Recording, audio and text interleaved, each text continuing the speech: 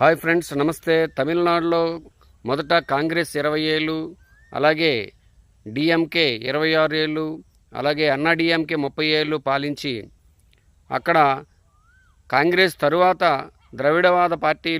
ద్రవిడవాద రాజకీయ పార్టీలు మాత్రమే అధికారాన్ని చేపట్టేవి. వేరే వాళ్ళకి అక్కడ అవకాశమే ఉండేది కాదు.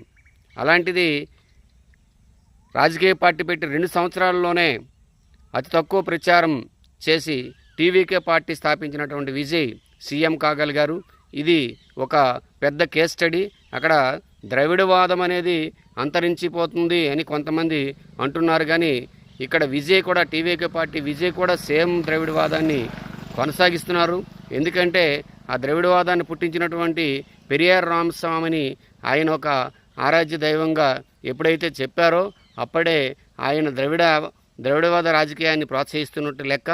కానీ ఏదైనప్పటికీ కూడా డిఎంకే అన్నా డిఎంకే పార్టీల తాలూకా ఆధిపత్యం అనేది ఇక్కడ ఫుల్ స్టాప్ పడింది. ఎవరు కూడా ఇక్కడ ఆ 2 పార్టీలు తప్ప వేరే పార్టీ ఎదగదు, వేరే కొత్త పార్టీ రావడానికి అవకాశం లేదంటూ భావించేవాళ్ళు. భారతదేశం మొత్తం అలాగే భావించేవాళ్ళు, తమిళనాడులో కూడా అలాగే భావించేవాళ్ళు. కానీ జోసెఫ్ విజయ్ మాత్రం ఈ భావనని మార్చగలిగాడు. ఇది గ్రేట్ థింగ్. దీనిని ఒక కేస్ స్టడీగా తీసుకొని భవిష్యత్తులో చాలామంది దీని మీద రీసెర్చ్ చేసే అవకాశాలు కనిపిస్తున్నాయి ఫ్రెండ్స్. Thank you. నమస్తే.